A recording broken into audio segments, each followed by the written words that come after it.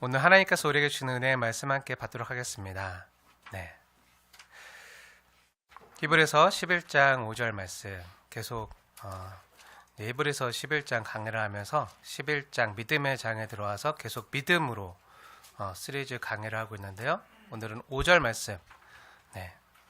믿음으로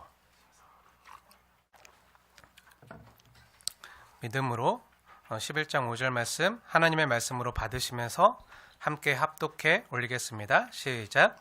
믿음으로 에녹은 죽음을 보지 않고 옮겨졌으니 하나님이 그를 옮기심으로 다시 보이지 아니하였느니라.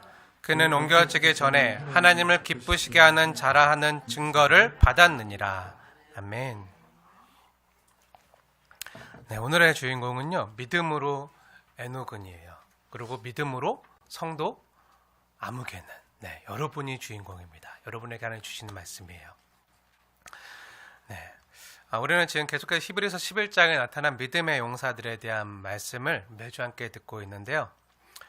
고난 중에도 이 땅에서 하나님을 믿는 믿음으로 살았던 인물로 우리가 지난주에는 누구를 함께 살펴봤죠? 네, 아벨. 네, 아벨에 대한 은혜의 말씀 함께 받았고요. 오늘은 에녹에 대한 말씀 함께 받으려고 하는데요. 에녹과 동행하셨던 하나님께서 지금 우리와도 동행하시며 또 우리 역시 에녹처럼 믿음으로 살기를 원하시는 줄 믿습니다. 네, 믿음으로 살아가시길 축복합니다. 네, 오늘 본문을 보면요, 하나님께서 믿음으로 살았던 에녹에게 있어서 가장 중요한 일 두 가지를 언급하는데요. 뭐였죠? 네, 오늘 11장 5절 본문에 보면 한 가지는요, 에녹이 죽음을 보지 않고 옮기운 거고요. 또 한 가지는 에녹이 하나님을 기쁘시게 하는 삶을 살았던 거. 네, 이 두 가지를 언급하고 있는데요. 네, 이 두 가지 일이 한결같이 믿음으로 말미암은 거라고 말씀하고 계세요. 믿음으로 말미암아. 믿음으로 죽음을 보지 않고 옮겼고 믿음으로 하나님을 기쁘시게 해드렸다. 네. 정말 그런가? 우리 조금 전에도 함께 읽었지만 다시 한번 5절 말씀 함께 읽겠습니다. 5절 시작. 믿음으로 에녹은 죽음을 보지 않고 옮겨졌으니 하나님이 그를 옮기심으로 다시 보이지 아니하였느니라. 그는 옮겨지기 전에 하나님을 기쁘시게 하는 자라 하는 증거를 받았느니라. 아멘. 네. 그럼 어떻게 해서 에녹은요, 죽음을 보지 않고 하늘로 옮겨질 수 있었던 거죠? 네, 믿음으로요. 그리고 하나님께서는 에녹이 믿음으로 살았던 그 증거를 뭐에서 찾고 있죠? 네, 에녹이 하늘로 옮겨지기 전에 하나님을 기쁘시게 했다는 것에서 그 증거를 찾고 계신 거예요. 사랑하는 여러분, 주님을 기쁘시게 해드리는 믿음의 사람들 다 되어지길 주님의 이름으로 축복합니다. 네. 그러면 주님을 기쁘시게 한다는 건 도대체 뭐죠? 주님을 기쁘시게 하는 게 뭐죠? 에녹이 주님을 기쁘시게 해드렸던 게 뭐죠? 네, 사실 성경에 에녹에 대한 기록이 별로 없어요. 우리가 너무 에녹을 좋아하고 에녹에 대해 잘 알지만 사실 성경을 보면요, 에녹에 대한 말씀이 거의 나오지 않아요. 대표적인 게 창세기 5장에 에녹이 잠깐 나오고요. 그리고 히브리서 11장 말씀 외에는 에녹에 대한 기록이 거의 없어요. 한 군데 더 나오긴 하는데 유다서 1장 보면 에녹에 대한 말씀이 잠깐 나오긴 하는데요. 이건 에녹이 어떻게 살았더라, 에녹이 어떤 사람이었더라 이런 내용이 아니라 에녹이 어떤 말을 했더라 이런 다른 문맥 가운데서 나오는 내용이라, 사실 우리가 에녹에 대해서 알 수 있는 장면은요, 창세기 5장 말씀과 오늘 우리가 보고 있는 히브리서 11장 말씀 외에는요 찾을 수가 없어요. 근데 성경에 나오는 에녹에 대한 말씀을 다 샅샅이 찾아보아도요, 에녹이 뭔가 하나님을 위해서 엄청난 성과를 이루었다, 그래서 하나님 기쁘게 해드렸다. 에녹이 뭔가 대단한 업적을, 위협을 달성했다, 그래서 하나님 기쁘게 해드렸다, 이런 내용은 안 나와요. 네. 에녹이 뭔가 그 영화, 그 어벤져스라는 영화에 나오는 영웅들처럼 뭔가 엄청난 능력을 가지고 있다고도 성경은 말하고 있지 않아요. 네. 에녹에 대해서 뭐라고 얘기하죠? 성경은 굉장히 심플하게만 표현하고 있는데요. 에녹이 한 건요, 성경에 보니까 오늘 히브리서 11장에 보면 주님을 기쁘시게 했다고만 나와요. 다른 거 없어요. 주님을 기쁘시게 했다. 그럼 하나님을 기쁘시게 해드리는 삶은 뭐죠? 우리 여기서 우리 힌트를 발견할 수 있는데요. 하나님을 기쁘시게 해드리는 삶이 뭐죠? 에녹의 삶을 보면 되죠. 네. 히브리서 11장 5절 본문에서는 잘 드러나지가 않아요. 잘 드러나지 않지만 에녹의 이야기를 가장 먼저 처음 기록한 창세기 5장에 보면요, 하나님이 에녹에 대해 말씀하시는 가장 첫 번째 말씀, 창세기 5장에 보면 하나님을 기쁘시게 해드리는 삶이 무엇인지 알 수가 있어요. 그럼 하나님을 기쁘시게 해드리는 삶이 무엇인지, 무엇이 믿음의 삶인지를 찾아서 우리 히브리서 11장 5절 말씀을 표시해 두시고 잠시 성경 맨 앞으로 가볼게요. 창세기 5장 말씀으로 함께 가보겠습니다. 창세기 5장 말씀을 가보면 창세기 5장 21절 한번 보세요. 창세기 5장 21절.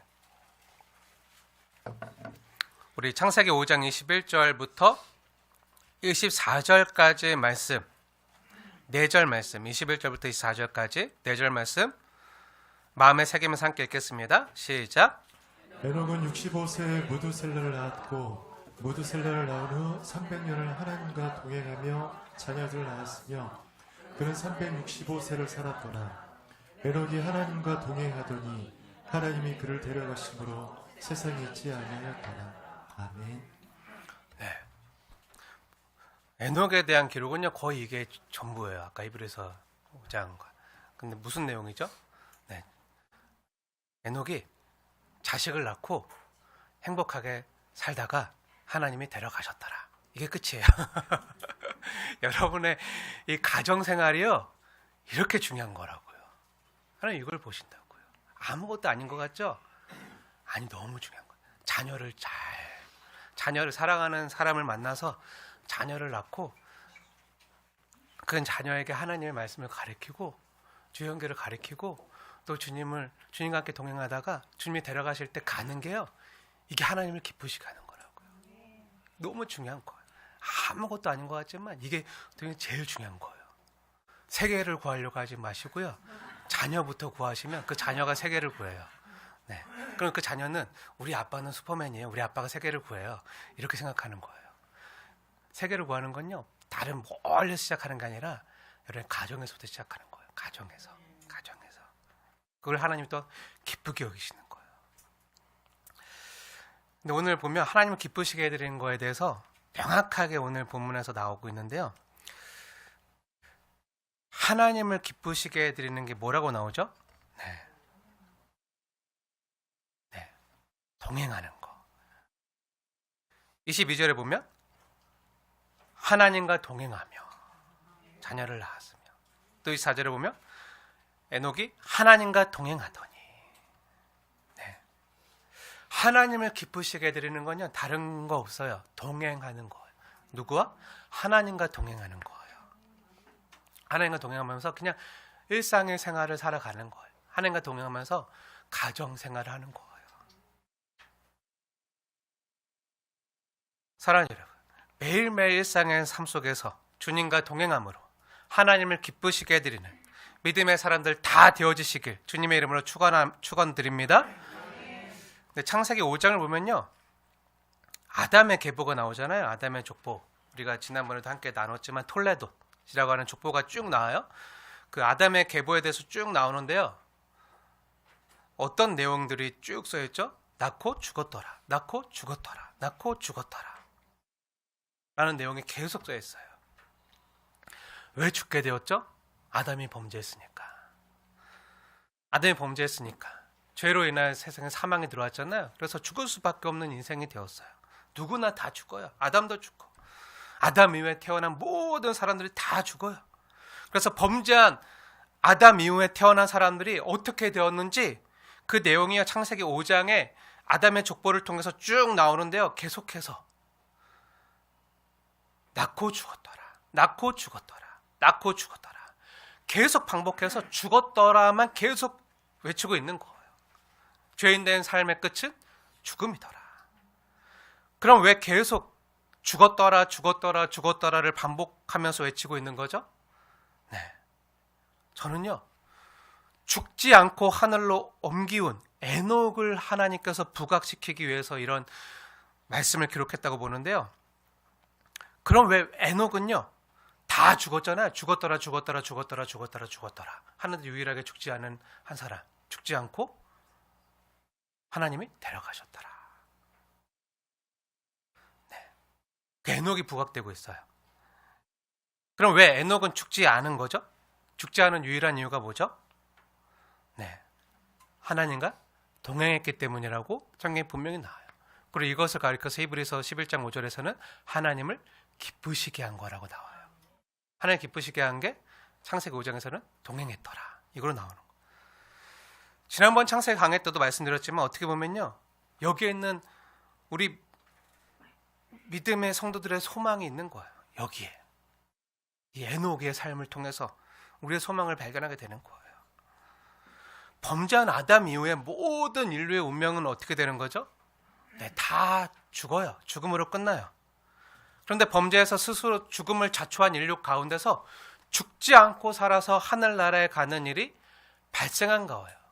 굉장히 드물게, 유니크하게 창세 이후로 딱 2번 있었어요.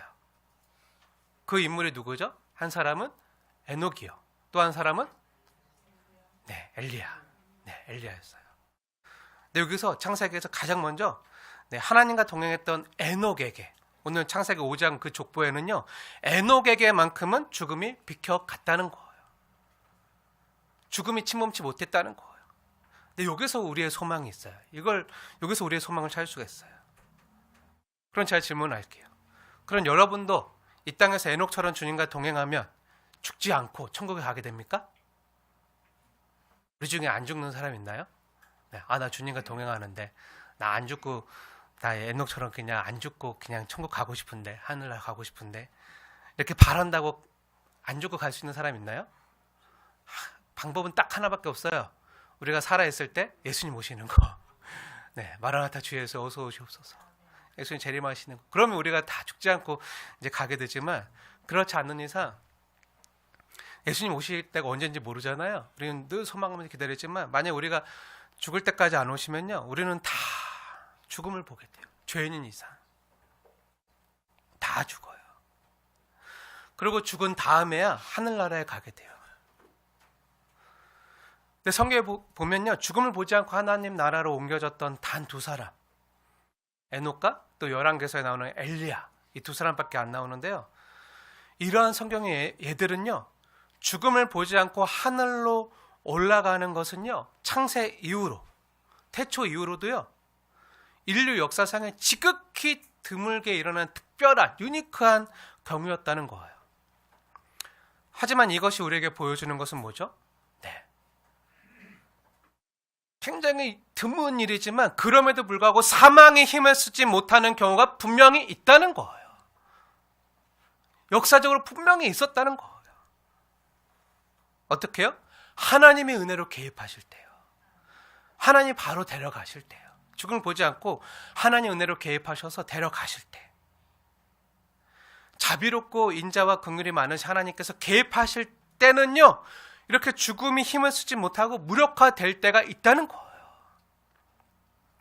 사실 죽음을 보지 않고 하늘로 올라갔던 창세 이후에 단 2사람, 에녹이나 엘리야 역시요, 원래 하나님 데려가지 않으시면 원래 맞이해야 됐던 운명은 뭐였던 거죠? 죽음이었어요. 낳았으니까 낳고 죽었더라. 이게 원래 사람의 운명이에요. 왜죠? 아담의 후손으로 태어난 이상 이들이 아무리 흠없이 정결하게 떳떳하게 하나님 앞에 의롭게 살았더라도요, 아담의 후손으로 태어난 이상 원죄가 있어요. 원죄를 가지고 태어나요. 그래서 성령으로 잉태된 예수님 외에는요, 성령 하나님으로 잉태돼서 태어나신 예수님 외에는요, 모든 인간은요 다 죄 가운데서 태어나요. 그래서 사망의 지배를 벗어날 수가 없어요. 원죄를 가지고 있어서 아무리 에녹이나 엘리야가 이 땅에서 착하고 선하고 의롭게 살았어도요, 원죄로 인해서 죽을 수밖에 없었다고요. 그런데 죽음을 보지 않고 옮겨진 건요, 죽음을 이기는 하나님의 은혜가 특별히 개입한 사건임을 우리에게 보여줘요. 이건 전적인 하나님의 은혜죠. 이 하나님의 은혜 우리가 왈가불가할 수 없는 거예요. 우리가 아무리 바란다고 해도요, 하나님 저도 에녹처럼 죽지 않고 하늘로 옮겨주세요. 여기서 이 땅에서 더 늙거나 병들거나 죽는 건 아픈 건 싫어요. 그러니 에녹처럼 저도 아프기 전에 늙기 전에 저도 죽음이 오기 전에 빨리 하늘나라로 그 좋은 곳을 빨리 옮겨주세요. 할 수는 없는 거예요. 그러길 원하시는 분은요, 다른 이 기도밖에 없어요. 마라나타 주 예수요, 어서 오시옵소서. 제가 살아있을 때 빨리 와주세요. 주님 빨리 오시길 기도하는 것밖에 없어요. 저 역시요, 제가 살아있는 동안에 주님 오시길 간절히 기대하고 기도하고 있는데요. 주님 어서 오세요, 막 마라나타 하고 있지만, 만약에 제가 수명이 다할 때까지 안 오시면 어떻게 되죠? 네, 저도 이 땅에서 죽음을 경험할 수밖에 없는 거예요. 늙고 병들고 약해지고 그러다 기력이 다하면 죽음을 경험할 수밖에 없는 게 우리 사람이에요. 아무리 믿음이 좋고요, 주님과 날마다 동행하는 그런 성도라 할지라도, 아무리 신실한 성도라 할지라도 이걸 피해갈 수는 없는 거예요. 그럼에도 저와 여러분에게 소망이 있는 건요, 에녹은 죽음을 보지 않고 옮겼지만요, 저와 여러분은 이 땅에서 비록 죽음을 볼지라도 결국 믿음의 성도들은요, 부활의 첫 열매 대신 우리 구주 예수님처럼 다 부활의 영화로운 몸을 입고 하나님 나라로 옮겨지게 된다는 거에 소망을 두고 있는 거예요. 부활의 소망을 두고 있는 거예요. 우린 이걸 소망하고 있는 거예요. 어떻게 보면 부활의 최초의 사건이요, 바로 에녹 사건이에요. 죽음이 힘을 쓰지 못하는, 하나님의 특별한 은혜로 인하여 죽음이 전혀 힘을 쓰지 못하는 이 놀라운 사건. 제가 조금 전에 하나님을 기쁘시게 해드리는 삶이, 히브리서 11장 5절에 나타나는 하나님을 기쁘시게 해드리는 삶이, 창세기 말씀을 봤을 때 하나님과 동행하는 거라고 했잖아요. 같은 거예요? 네, 이꼴. 하나님을 기쁘시게 해드리는 건 다른 어려운 게 아니라 하나님과 동행하는 거. 에녹의 삶을 통해서 하나님 우리에게 분명히 말씀해 주고 있는 거예요. 그리고 하나님은 이것을요, 우리의 믿음으로 여기신다는 거예요. 믿음으로 하나님과 동행함으로 하나님을 기쁘시게 하더라. 믿음으로 차리는 하나님과 동행함으로 하나님을 기쁘시게 하더라. 이렇게 생각해 주고 여겨주신다는 거예요. 그럼 주님과 동행한다는 게 도대체 뭐죠? 주님과 동행해야지만 우리 하나님 기쁘시게 드릴 수 있잖아요. 그럼 주님과 동행한다는 게 뭐죠? 잘 생각해 보세요. 에녹이 살아있을 때 하나님과 동행했잖아요. 근데 하나님이 육신을 입고 오셨을까요? 눈에 보이게 동행했을까요? 하나님은 영이세요. 보이지 아니하는 영이세요. 하나님 영이시기 때문에 우리가 이 말씀 봤을 때 그냥 동화책에 나오는 것처럼, 오늘 주보에 나오는 것처럼, 네, 그 주보에 제가 어제 챗GPT한테 하나님과 동행한 에녹의 모습을 그려줘 하니까 딱 그려주더라고요. 챗GPT가 그려준 주보 사진이에요. 챗GPT가. 네, 그럼 이렇게 동행했을까? 눈에 보이게? 아니, 하나님 영이세요. 근데 네, 이걸 이해시킬 수 있도록. 근데 제가 챗GPT한테 하나님과 동행했던 에녹의 그림을 그려줘 하고 딱 하니까 딱 그려주고 나서, 오, 너무 잘 그렸어, 잘했어, 굿잡 하니까 챗GPT가 뭐라고 하는 건지 아세요? 저한테? 네, 감사합니다. 그 이호수님도 하나님과 동행하는 삶을 살시길 축복합니다. 챗GPT가 저한테 그러더라고요. 신기하죠? 여기도 한번 해보세요. 네, 인공지능도 우리가 하나님과 동행해야지만 하나님을 기쁘시게 되는 거 안다고요. 인공지능도. 네. 근데 네, 잘 원고에 없는 말을 또 했네. 아무튼 네. 근데 에녹이 당시 동행했을 때는 하나님과 동행하는 건요, 하나님이 눈에 보이는 사람의 몸을 입고 와서 동행한 게 아니라 하나님 영이시라고요. 보이지 않아요. 근데 보이지 아니하시는 하나님과 이 땅에서 동행한다는 게 뭐죠? 그리고 성경에 보면, 성경 자세히 보세요. 에녹이 하나님과 몇 년을 동행했죠? 300년을 넘게 동행했잖아요. 그럼 300년 동안 보이지 아니하시는 영이신 하나님과 동행한다는 삶이 도대체 뭐죠? 이걸 우리가 알아야지 하나님 기쁘시게 드릴 수 있잖아요. 이걸 알아야 성도가 이 땅에서 살아가는 믿음의 삶이 무엇인지 알 수가 있는데요. 그럼 하나님과 동행한다는 것은 과연 무엇인지 우리 한 발자국 더 깊이 성경에서 말하는 에녹의 삶을 한번 들어가 보겠습니다. 사랑하는 여러분, 하나님과 동행한다는 것은 도대체 뭐죠? 네. 그럼 에녹은요, 하나님과 어떻게 동행하는 삶을 살았던 거죠? 창세기 말씀을 자세히 보면요, 우리가 하나님과 동행한다는 것에 대한 한 가지 힌트를 찾을 수가 있는데요. 창세기 5장 말씀을 보면 에녹이 하나님과 동행했을 때가 언제부터죠? 에녹이 언제부터 하나님과 동행했고 동행하게 된 계기가 뭐죠? 네, 무두셀라를 낳았고. 성경을 자세히 보세요. 제가 다시 한번 읽겠습니다. 아까 우리가 읽었던 21절부터 24절까지 말씀을 제가 읽을 텐데 한번 자세히 보십시오. 뭐가 하나님과 동행하는 건지 한번 잘 생각하면서 보세요. 제가 읽겠습니다. 에녹은 65세에 무두셀라를 낳았고 무두셀라를 낳은 후 300년을 하나님과 동행하며 자녀들을 낳았으며 그는 365세를 살았더라. 에녹이 하나님과 동행하더니 하나님이 그를 데려가심으로 세상에 있지 아니하였더라. 네, 에녹이 언제부터 하나님과 동행했죠? 네, 65세 무두셀라를 낳고부터 300년을 하나님과 동행하잖아요. 그러다가 365세 죽음을 보지 않고요, 하나님이 데려가셨어요. 이 땅에서 데려가셨어요. 그럼 왜 에녹은요, 무두셀라가 태어났을 때부터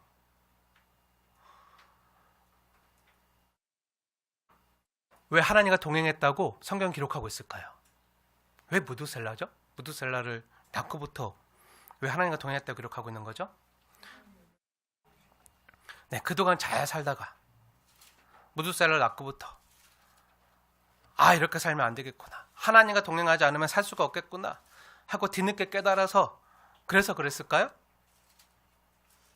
아니죠. 에녹은요, 그 전에도요, 하나님을 잘 섬겼어요.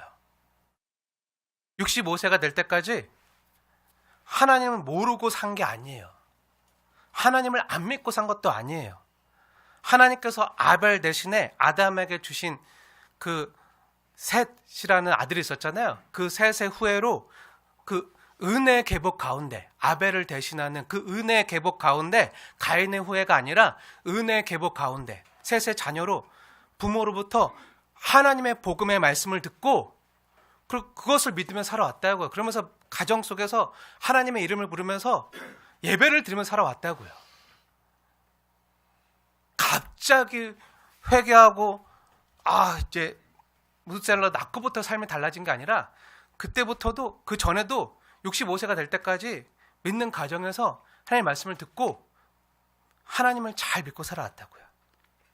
근데 왜 갑자기 무두셀라를 낳고부터 삶이 달라졌다고 성경 기록하고 있는 거죠? 왜 그때부터 하나님과 동행했다고 기록하고 있는 거죠? 네, 우리가 창세기 강의 때도 우리가 자세히 우리가 나눴지만요, 에녹이 아들을 낳고 나서 아이의 이름을 지은 것과 관련해서 우리가 알 수가 있어요. 그걸 통해서 유추해 볼 수 있는데요, 무두셀라의 이름의 뜻이 뭐죠? 무두셀라 이름의 뜻. 네, 잘 기억하고 계신데요, 우리가 지난번 창세기 강의 때도 말씀드렸지만 무두셀라라는 이름의 뜻은요, 얘가 죽으면 심판이 임하리라, 이 뜻이에요. 무두셀라 라는 뜻이요, 그가 죽으면 심판이 임하리라, 이 뜻이라고요. 아마 이 이름은요, 이 무두셀라라는 이름은요, 에녹이 하나님의 계시로 받은 이름 같아요. 한번 생각해 보세요. 어느 아빠가, 어느 부모가 자식의 이름을 지어주면서, 아들의 이름을 지어주면서 얘가 죽으면 이 땅에 심판이 임할 거야, 그렇게 지어줄 사람이 누가 있겠어요? 그렇죠? 그러니까 아마도 하나님께서 에녹에게 아들을 주시면서 말씀 계시를 주신 거죠. 하나님께서 에녹에게 무두셀라 주시면서 이 애가 죽으면 이 땅에 심판이 임할 거야, 미리 말씀해 주신 것으로 여겨져요.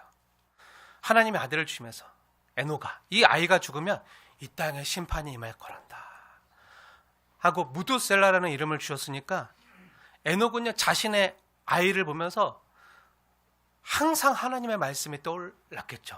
그 아들을 보면서. 하고 놀고 있어요.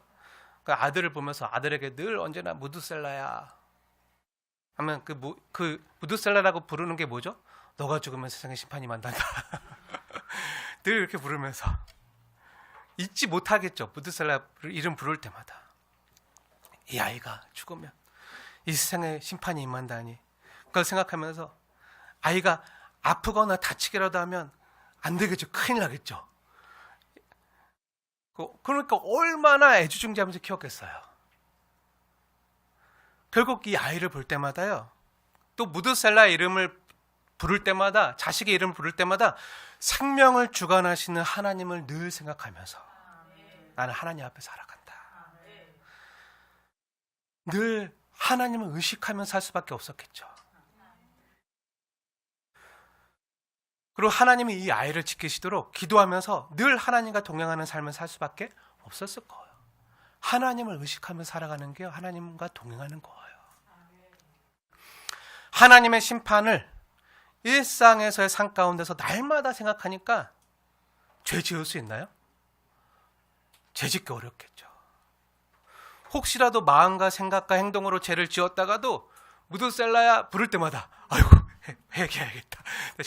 이제 곧 심판이 임할 텐데 하나님 혹시 심판이 임할 텐데 늘 회개 기도를 올리면서 자신이 마음과 생각과 행동으로 지은 죄를 무드셀라를 부를 때마다 하나님의 용서를 구했겠죠.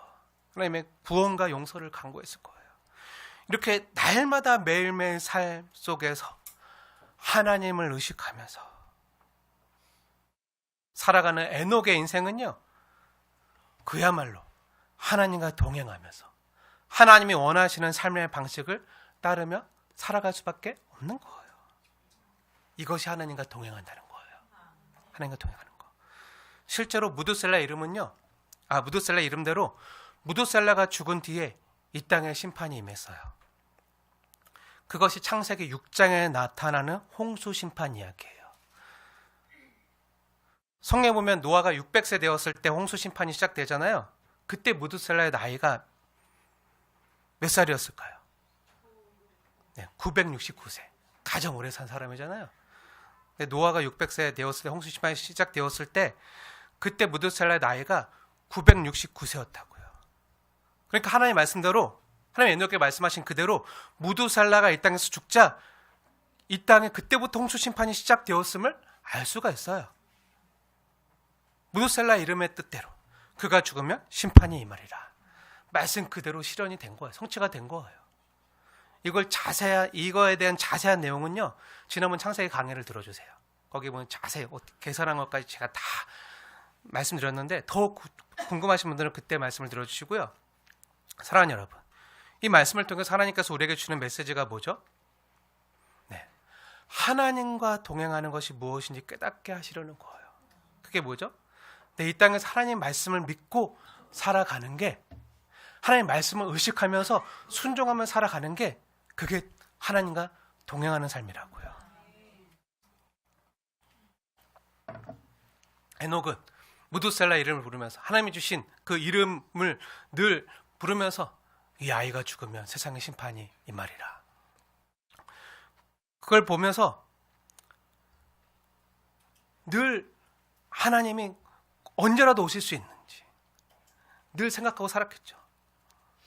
마찬가지로 우리는 무엇을 믿고 살아가는 거죠? 네, 우리 주 예수님께서 약속대로 다시 오신다는 거예요. 우리 주 예수님께서 약속대로 다시 오신다는 거예요. 사랑하는 여러분, 하나님께서 에녹에게 무드셀라를 통해서 이 땅에 심판이 임할 것을 말씀해 주셨어요. 우리에게도 말씀해 주셨어요. 그때와 그 시는 알 수 없지만 분명히 다시 오신다는 사실을 알려주셨어요. 그럼 에녹에게도 무드셀라가 언제 맨날 며칠에 죽을 걸 알려주셨을까요? 안 알려주셨겠죠. 그때와 그 시는 안 알려주셨어요.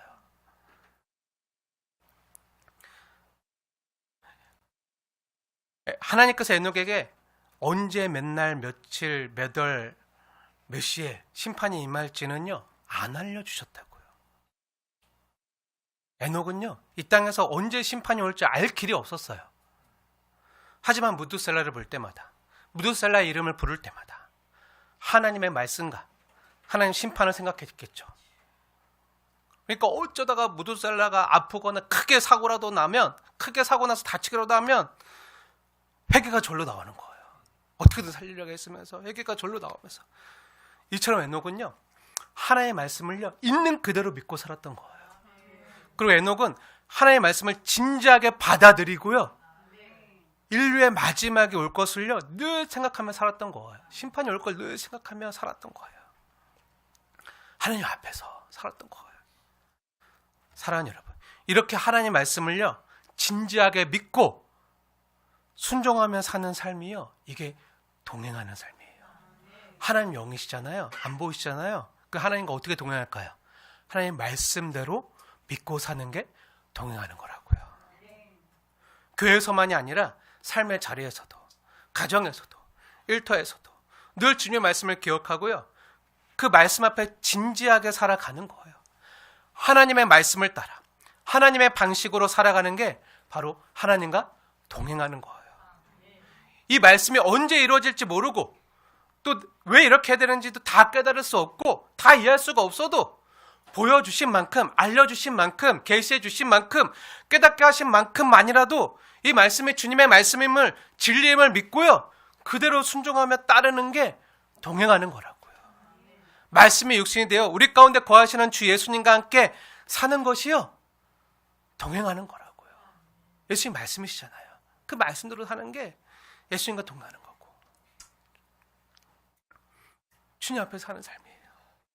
그리고 하나님은 이러한 우리의 삶을 기뻐하시고 이걸 믿음으로 보신다는 거예요. 믿음으로, 에녹은. 그래서 이렇게 말씀하시는 거예요. 마지막으로 한 가지만 더 여러분과 상고하고 말씀을 마치고 주 예수님 만찬의 성찬에 임하려고 하는데요. 사랑하는 여러분, 믿음으로 에녹은요 죽음을 보지 않고 옮겨졌어요. 하늘로 옮겨졌어요. 그리고 근데 우리가 지난주에 누굴 봤죠? 우리가 지난주에는 아벨을 봤잖아요. 우리가 지난주에 함께 보았던 아벨은요 어떻게 되었죠? 믿음으로 죽었어요. 믿음으로 살다가, 믿음으로 예배드리다가 죽었어요. 에녹은요 믿음으로 살다가 죽지 않고 옮겨지는 상을 받았는데, 아벨은 믿음으로 살다가 죽었다고요. 제가 예전에 이 말씀을 읽으면서 주님, 저도 에녹처럼 되고 싶어요. 아벨 말고, 아벨은 싫고 에녹처럼 되고 싶어요. 여러분도 다 아벨이 아니라 에녹처럼 되고 싶죠? 똑같이 믿음으로 살아도 에녹처럼 되고 싶죠? 저도 그래요. 네, 다 그럴 것 같은데, 그런데도요 에녹의 경우는 정말 유니크하고요, 태초 이후로 2번밖에 없었고 다 아벨처럼 살 수밖에 없어요. 믿음으로 살아도. 근데 이러한 말씀을 통해 하나님께서 우리에게 보여주시는 건 뭐죠?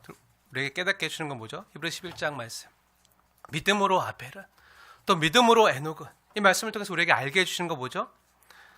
네, 하나님은 우리에게 각자 다양한 부르심을 주셨다는 거예요. 각자 부르심이 달라요. 소명이 달라요. 믿음의 삶이 다 달라요. 주님이 주신 같은 믿음이지만 그 믿음으로 살아가는 삶의 모습이 다 다르다고요. 히브리서 11장만 보더라도요, 믿음으로 아무개는, 믿음으로 아무개는, 믿음으로 아무개는, 믿음으로 아벨은, 믿음으로 에녹은, 믿음으로 아브라함은, 믿음으로 모세는 하면서 다 다르잖아요. 다 다르지만, 하지만 우리는 이것을 잊으면 안 돼요. 주님이 이 시간 부르신 자리에 함께 앉아있는 저와 여러분 역시 다 믿음으로 살려고 아둥바둥하고 몸부림치고 있어요. 그런데 믿음으로 살아가는 삶의 모습은요 다를 수밖에 없다고요. 그런 모습으로 하나님 앞에서 증거를 받는 거예요. 증거를 나타내는 거예요.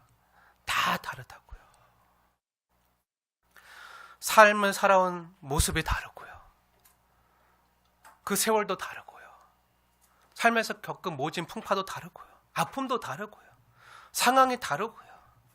환경이 다 다르잖아요. 다 달라요. 하지만 같은 믿음으로 부름 받았다는 거예요. 그래서 하나님 나라 정원에는요, 하나님 나라 꽃밭에는요, 한 가지 꽃만 있는 게 아니라 개나리도 있고 민들레도 있고 진달래도 있고 철쭉도 있고 수선화도 있고 라일락도 있고 할미꽃도 있고 튤립도 있고 호박꽃도 있고 장미도 있어요. 다 다른 거예요. 근데 나는 호박꽃 싫어요, 할미꽃 싫어요, 장미 되게 해주세요. 그럴 필요 없다고요. 다 그 자체로 너무 예쁘고 향기를 바란다고요. 그렇게 조화롭게 이루어지는 거예요. 그리고 각자 있는 자리에서 주님의 말씀 붙들고 믿음으로 살아가는 거예요. 그런데 같은 게 있어요. 아벨과 에녹의 형편은요 달랐지만요, 같은 게 있었다고요. 그리고 그 뒤에 나오는 믿음의 조상들도 아브라함도 그렇고요. 다 삶의 형편은, 믿음의 삶은 달랐지만 같은 게 있었다고요. 무엇이 같았죠? 네, 결론부터 말씀드리자면 각자의 부르심과 모습은 다르지만요, 모두에게 죽음을 뛰어넘는 믿음을 갖고 있었다고요. 죽음을 뛰어넘는 믿음을 다 공통적으로 가지고 있었다고요. 하나님이 주신 믿음을 가지고 있었다고요. 그래서 죽음이 그들을 이기지 못한다고요. 그래서 세상이 그들을 감당치 못한다고요. 살면서 가장 힘들고 가장 어떻게 보면 고통과 고난의 끝판왕이 죽음이잖아요. 고통과 고난이 극심해지다가 마지막에 죽음을 맞이하잖아요. 그런데 이 세상에 이러한 가장 극심한 고통과 아픔과 고난으로도 이들의 믿음을 꺾을 수 없다는 거예요. 아니, 죽음을 뛰어넘는다는 거예요. 뭐가요? 믿음이요. 이들이 소유하고 있던 믿음이요, 죽음을 뛰어넘는 거예요. 죽음도 뛰어넘는데 이 땅에서의 고난쯤이야, 이 땅에서의 아픔쯤이야. 죽음도 뛰어넘는데 다른 것도 다 이길 수 있다는 거예요. 아벨의 경우에도요. 아벨이 죽었잖아요. 믿음으로 살다가, 믿음으로 예배하다가 믿음으로 죽었잖아요. 근데 죽은 후에 어떻게 됐죠? 하나님께서는 그의 믿음을 통해서 말씀하게 했어요. 그의 믿음을 통해서 끊임없이 하나님 앞에 말하는 거예요. 잘 보세요. 히브리서 11장 4절 말씀. 그가 죽었으나 그 믿음으로써 뭐하고 있다고요? 지금도 말하느니라 라고 누가 증언하시죠? 하나님이 증언하고 계세요. 이건 무슨 말이죠? 네, 즉 죽음조차도요, 아벨의 믿음을요 무력하게 만들지 못했다는 거예요. 죽었지만 지금도 말하느니라. 그리고 에녹의 경우를 한번 보세요. 늘 에녹은요, 자신의 아들 무두셀라의 이름을 부르면서 심판 이후를 바라보며 살았잖아요. 심판 이후를 바라보며 살았다는 건요, 죽음 너머를 바라보며 살았다는 거예요. 하나님 나라를 바라보며 살았다는 거예요. 하나님을 바라보며 살았다는 거예요. 이 세상의 끝이 아니다. 이 세상의 전부가 아니다. 하나님은 살아계시고 하나님이 다스리시고 하나님이 통치하시는 하나님 나라가 분명히 있다. 그리고 하나님 내 삶을 다스리신다. 난 하나님의 백성이다. 하나님을 믿고 살아도 이 땅에서 당하는 아픔이 있을 수 있어요. 고통이 있을 수 있어요. 어려움이 있을 수 있다고요. 하나님 믿어도요, 교회 나와도요, 예배를 드려도요, 우리 삶의 고단품은요 떠나지 않을 때가 있어요. 당시 에녹이 살았던 삶도요 호락호락하지 않았어요. 에녹은 그 당시 어떤 사람들과 같이 살았죠? 누구 어울리며 살았죠? 에녹 주변에 있던 사람들은 다 누구죠? 가인의 후예들이잖아요. 가인의 후예들이 성을 쌓고, 그리고 막 칼을 휘두르고, 그 라면 나오잖아요. 막 칼을 휘두르고, 막 사람 죽이고, 막 자기를 위해서 사람을 막 도구처럼 취급하는 가인의 후예들과 그 가인의 후예들 틈에서 믿음의 계보를 가운데 세스 후예로 살았다고요. 다른 사람들은 다 잘 돼요. 떵떵거리면서 성에서 살아요.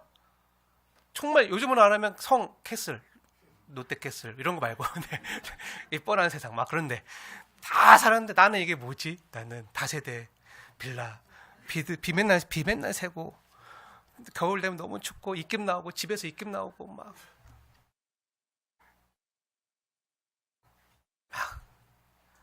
예수님 믿어도요 힘들고 고달프고.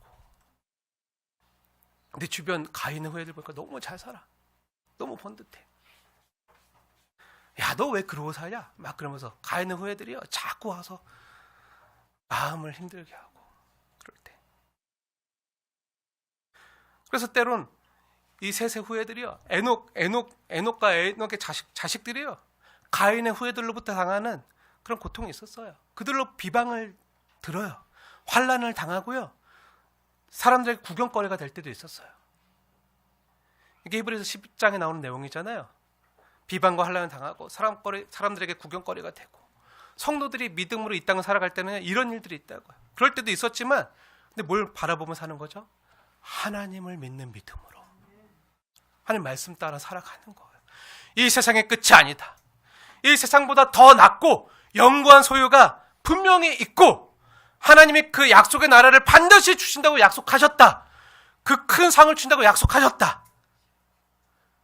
그리고 이미 우리에게 그걸 주셨다 하는 그 믿음으로 사는 삶이 있었다고요. 에녹의 경우요 이러한 믿음으로 살다가 아예 죽음을 보지 않고 죽음을 뛰어넘어서 죽음을 건너뛰어서 그 약속의 나라에 이르도록 하나님이 데려가셨어요. 사랑하는 여러분, 하나님이 우리에게 주신 믿음은요 죽음마저 이기는 힘이 있어요. 고난을 이기는 힘이 있어요. 역경을 이기는 힘이 있다고요. 죽음을 무력하게 만들고요 죽음을 넘어서게 하는 힘이 있다고요. 더 나아가 죽음 너머에 있는 생명이 충만한 하나님 나라에 대한 소망을 불러일으키게 만드는 바로 주님이 우리에게 주신 믿음이 있다고요. 그래서 성도는 믿음으로 사는 거예요. 그리고 궁극적으로 이 믿음은요 하나님 우리에게 주신 선물로 주신 이 믿음은요 모든 믿는 자들이 마지막 날 부활하여 영원한 생명과 영광을 누리게 될 것을 바라면서 더 낫고 영구한 소유가 하나님 나라의 기업이 우리에게 주어질 것을 바라면서 소망하면서 살 수 있게 하는 힘이 있다고요. 그리고 성도는요 이 땅에서 이 믿음 가지고 사는 거예요. 아벨과 에녹 그리고 저와 여러분 우리 각자 모두요 다 삶의 모습과 각자의 부르심이 다르다 할지라도요 저와 여러분이 살아내는 삶의 자리에서요 죽음마저 넘어서는 그 능력이요 바로 하나님이 우리에게 이미 주신 믿음이라고요. 그 믿음이 우리에게 있고요 그 믿음으로 우리는 살아가는 거예요. 그래서 오직 의인은 뭐로 산다고요? 믿음으로 말미암아 살리라 말씀하시는 거예요. 죽음 너머에 생명이 충만한 하나님 나라에 대한 소망을 불러일으키게 만드는 힘, 믿음 이걸 우리에게 주셨는데요. 그래서 예수님께서는요 이렇게 말씀하셨어요. 요한복음에서 나를 믿는 자는 죽음에서 생명으로 옮겼느니라. 나를 믿는 자는 죽음에서 생명으로 옮겼느니라. 믿음을 간직한 자들만 경험할 수 있는 거예요. 예수님께서 이 말씀을 요한복음 5장에서 말씀해 주셨는데요. 우리 정말 그러한가 우리 다 함께 찾아볼게요. 요한복음 5장 말씀을 함께 볼게요. 요한복음 5장 24절 말씀. 우리 중요하기 때문에 다 찾아서 하나님이 나에게 주시는 말씀으로 받으시면서 마음에 새기시면서 믿음으로 함께 읽겠습니다. 24절 말씀 시작. 내가 진실로 너에게 이르노니 내 말을 듣고 또 나 보내신 이를 믿는 자는 영생을 얻었고 심판에 이르지 아니하나니 사망에서 생명으로 옮겼느니라. 아멘. 나 보내신 이를 믿는 자는 영생을 얻었고 심판에 이르지 아니하나니 사망에서 어디로요? 생명으로 옮겼느니라. 이걸 가장 먼저 맛본 사람이 에녹이고요. 그리고 또한 아벨이고 또 우리라고요.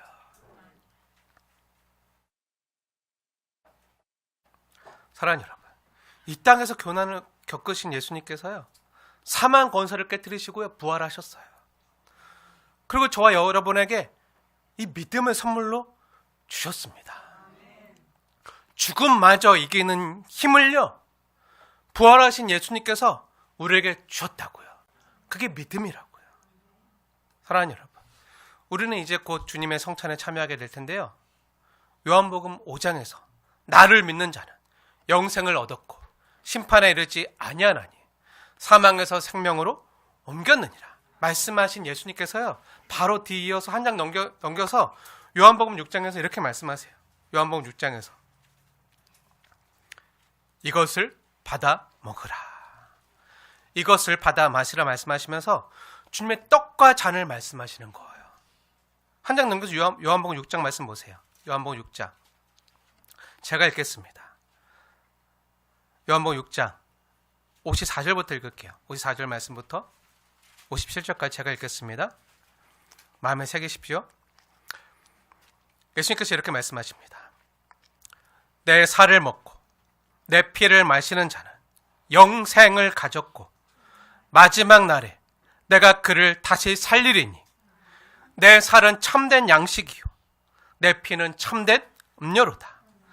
내 살을 먹고 내 피를 마시는 자는 내 안에 거하고 나도 그의 안에 거하나니, 우리 안에 거하신다고요. 살아계신 아버지께서 나를 보내심에 내가 아버지로 말미암아 사는 것 같이 나를 먹는 그 사람도, 그러니까 예수님의 살과 피를 먹게 될 저 여러분도요, 누구로 살리라? 예수님으로 말미암아 살리라, 나로 말미암아 살리라 말씀하시는 거예요. 죽음을 넘어서는 그 힘을 우리에게 주셨다고요. 사랑하는 여러분, 저와 여러분이요, 주 예수님의 이름으로 거행하는 오늘의 이 성찬은요, 주님의 죽으심을 기념하는 거예요. 하지만 거기서 끝나지 않아요. 그럼 뭘 기념하는 거죠? 예수님이 내 대신 나무에 들리셨다, 내 대신 저주를 받으셨다, 내 대신 심판을 당하셨다, 내가 받아야 될 심판을, 죄인된 내가 받아야 될 그 심판을 주님이 대신 당하시고 죽으셨다. 그게 십자가다. 그걸 기념하는 거예요. 하지만 거기서 끝나지 않아요. 성찬은 거기서 끝나지 않는다고요. 오늘 예수님께서 말씀하신 것처럼 성찬은 동시에 이것을 선언해요. 죽으셨던 예수님께서 부활하셨다. 지금 살아계신다. 육신으로는 하나님 보좌 우편에, 그리고 영으로는 지금 내 안에 살아계신, 예수님께서 분명히 말씀하시잖아요. 살아계신 아버지께서 나를 보내심에 내가 아버지로 말미암아 사는 것 같이 나를 먹는 그 사람도, 예수님의 살과 피를 먹는 그 사람도 나로 말미암아 살리라. 죽음을 이기는 그 힘이요, 우리에게 있다고요. 우리는 그걸 가지고 사는 거라고요. 나로 말미암아 살리라. 나는 예수로 말미암아 산다. 예수 믿는 믿음으로 산다. 이것을 신앙 고백하는 자리가요, 바로 성찬의 자리예요. 저와 여러분이 심판에 이르지 아니하고 죽음에서 생명으로 옮겨진 것을 또한 믿는 믿음으로 고백하는 자리예요. 죽음이 끝이 아니다. 죽음은 끝이 아니라 하나님 나라를 열어 제끼는 문이다. 하나님 나라를 열어 제끼는 열린 문이다. 환한 문. 이걸 고백하는 거. 그래서 성도는요, 죽음을 두려워하지 않아요. 그래서 성찬은요, 슬픔만의 예식이 아니에요. 늘 예수님의 죽으심만 기억하면서 고백하면서 장례식처럼 애가만 부르는 그런 시간이 아니라, 이 성찬에는요, 부활의 소망을 담고 있어요. 사망에서 생명으로 옮겼느니라. 이 살을 먹고 이 피를 마시는 자마다 이 소망이 꿈틀대고 있는 자리가 바로 우리가 함께 참여하게 될 성찬의 자리라고요. 그래서 성찬은요, 슬픔의 예식이 아니라 오히려 소망의 예식, 기쁨의 예식, 부활의 예식이에요.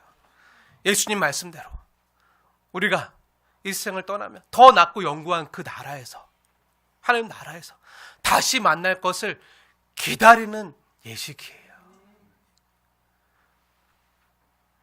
이 예식에 부활의 소망을 갖고 믿음으로 참여하는 저와 여러분 되어지길 주님의 이름으로 축원을 드립니다.